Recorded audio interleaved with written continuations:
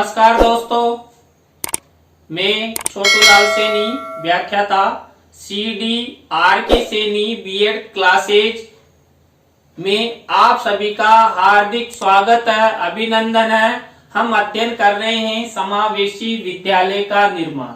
देखिए, जो समावेशी विद्यालय का निर्माण पेपर है, इस पेपर के अंतर्गत आज हम समावेशी शिक्षा के संदर्भ में राष्ट्रीय पाठ्यचर्या 2005 के बारे में अध्ययन करेंगे कि राष्ट्रीय पाठ्यचर्या 2005 जिसे हम NCF नेशनल करिकुलम फ्रेमवर्क 2005 के नाम से भी जानते हैं, तो जो समावेशी शिक्षा है और NCF 2005 है उसमें क्या समानताएं हैं और NCF 2005 में क्या कहा गया है सामान्य और विशिष्ट बालकों के विकास के लिए, तो आदि के बारे में हम विस्तार से अध्ययन करेंगे। तो आप सब बने रहे CDRK सैनी बीएड क्लासेज पर, और यदि आपने मेरे चैनल को सब्सक्राइब नहीं किया है तो शीघ्र सब्सक्राइब कर लेवे और पास ही बने बेल आइकन के बटन को भी दबा देवे।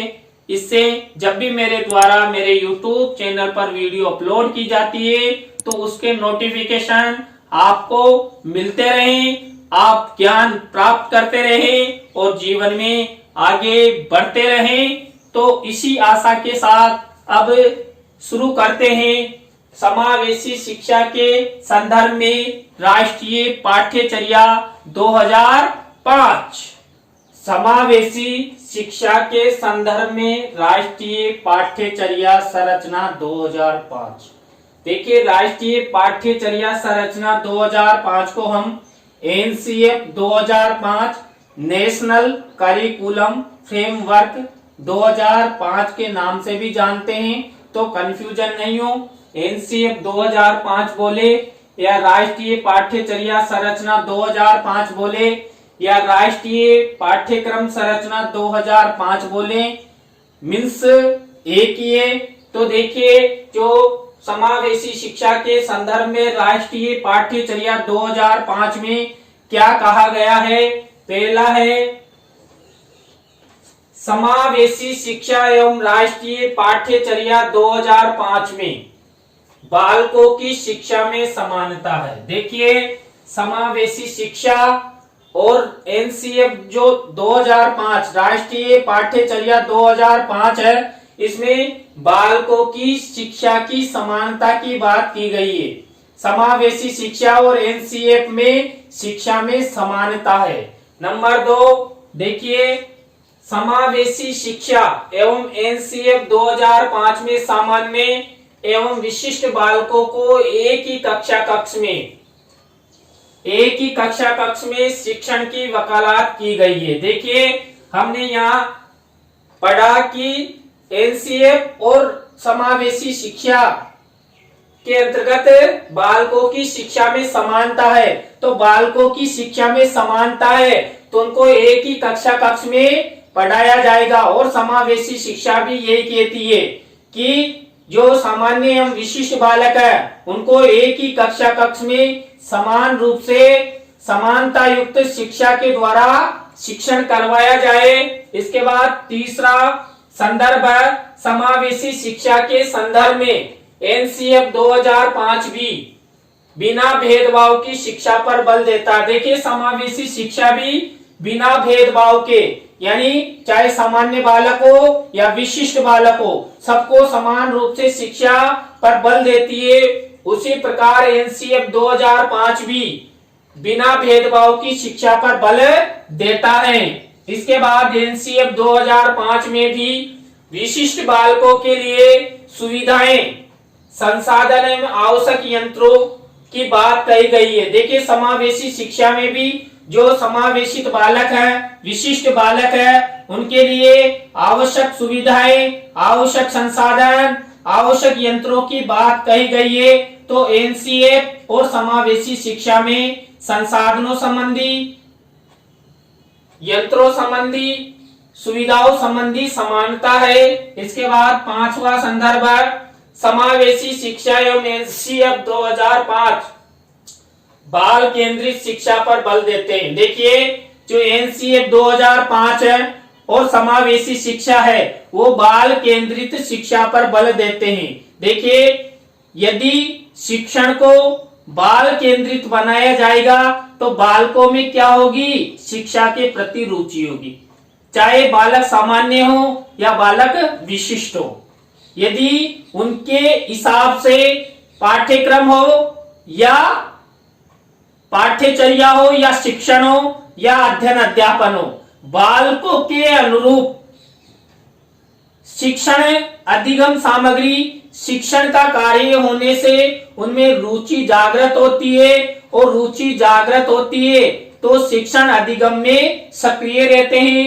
नंबर 6 संदर्भ है। समावेशी शिक्षा के संदर्भ में एनसीएफ 2005 भी एजुकेशन फॉर ऑल पॉलिसी की अवधारणा पर कार्य करता है या बल देता है। देखिए, जो समावेशी शिक्षा है वो भी क्या करती है, सामान्य बालक हो या विशिष्ट बालक हो उनको एक ही कक्ष में अध्ययन अध्यापन की वकालत करती है। तो एक ही कक्ष में अध्ययन अध्यापन की वकालत की जाएगी, बिना किसी भेदभाव की शिक्षा की बात की जाएगी, सबके लिए शिक्षा की बात की जाएगी। तो एनसीएफ 2005 भी क्या करता है, एजुकेशन फॉर ऑल, सभी के लिए शिक्षा की पॉलिसी की अवधारणा पर बल देता है, कार्य करता है। इसके बाद 7वां संदर्भ समावेशी शिक्षा के समान ही एनसीएफ 2005 में भी बालकों हेतु निर्देशन एवं परामर्श को स्वीकार किया गया है। देखिए, बालक सामान्य हो या बालक विशिष्ट हो या समावेशित हो, सब बालकों को निर्देशन एवं परामर्श की आवश्यकता होती है। निर्देशन और परामर्श के द्वारा ही बालक आगे बढ़ते हैं, क्योंकि बालकों को गाइडलाइन की आवश्यकता ही होती है। बालकों में बुद्धि होती है, अधिगम होता है, ज्ञान होता है, लेकिन उनको चलाने वाला एक मार्गदर्शक निर्देशक होना अनिवार्य है। तो समावेशी शिक्षा और एनसीएफ 2005 में बालकों के निर्देशन एवं परामर्श की व्यवस्था की गई है।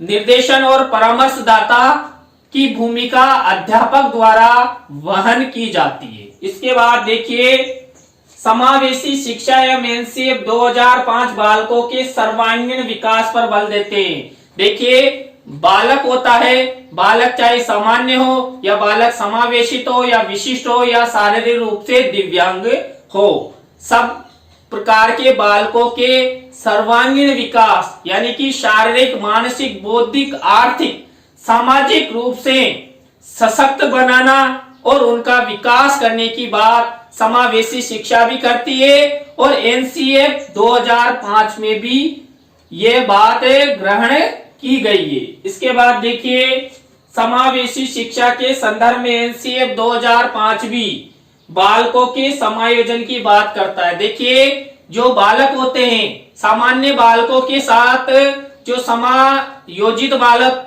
होते हैं, विशिष्ट बालक होते हैं, उनका समायोजन जल्दी से नहीं होता है, समय लगता है।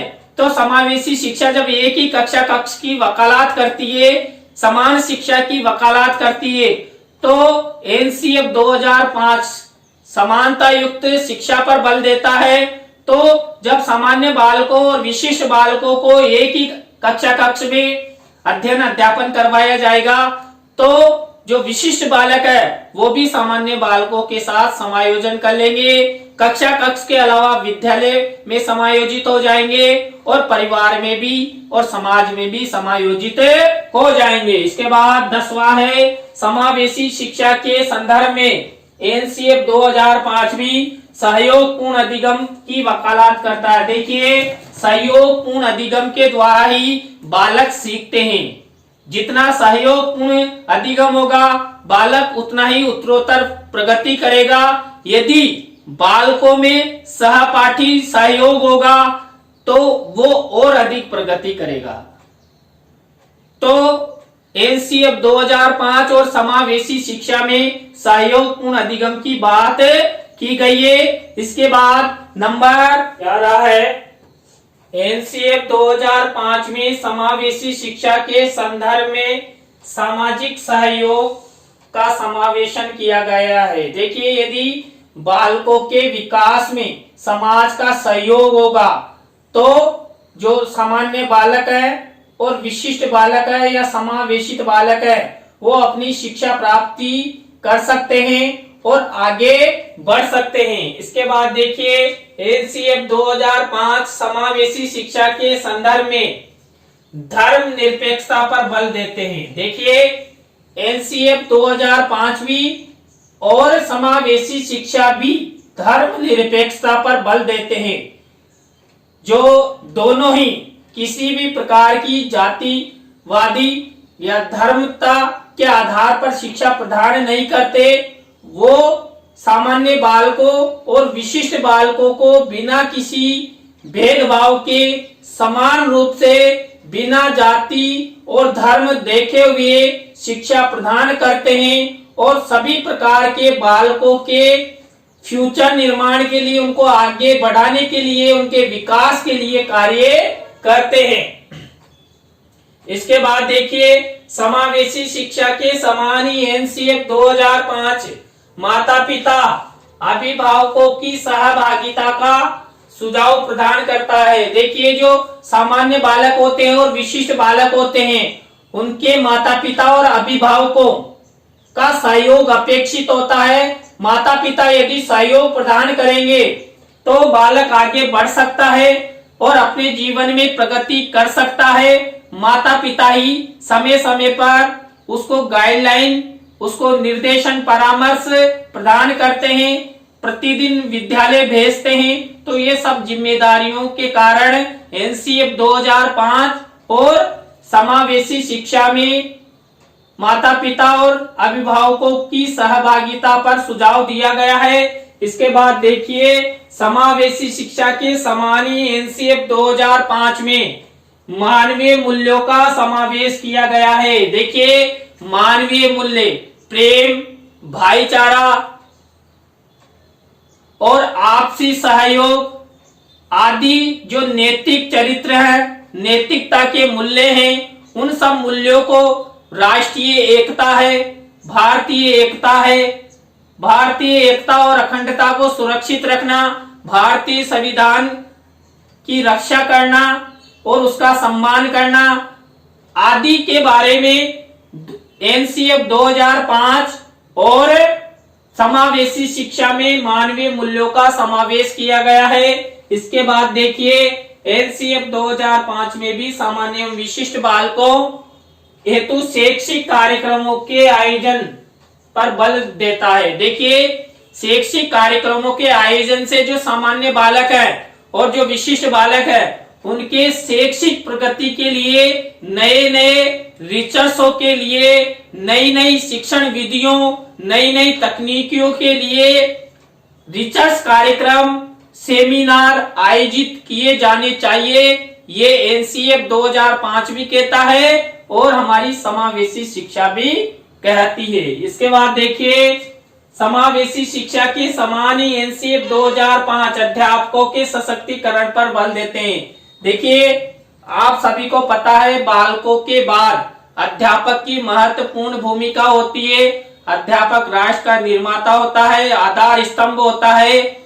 तो समावेशी शिक्षा और एनसीएफ 2005 अध्यापक के सशक्तिकरण पर बल देते हैं कि अध्यापक को समय समय पर ऐसी ट्रेनिंग दी जाए, ऐसे रिफ्रेशर कोर्स कराए जाए जिससे वो सामान्य बालकों और विशिष्ट बालकों को मनोवैज्ञानिकता के आधार पर अध्ययन अध्यापन करवाए, उनके शिक्षण अधिगम में सहयोगपूर्ण प्रभाव डाले, प्रभावी शिक्षण अध्यापन उसका हो आदि से संबंधित सशक्तिकरण हेतु कार्य किए जाते हैं। तो आज की क्लास में हमने समावेशी शिक्षा के संदर्भ में एनसीएफ 2005 राष्ट्रीय पाठ्यचर्या 2005 के बारे में अध्ययन किया।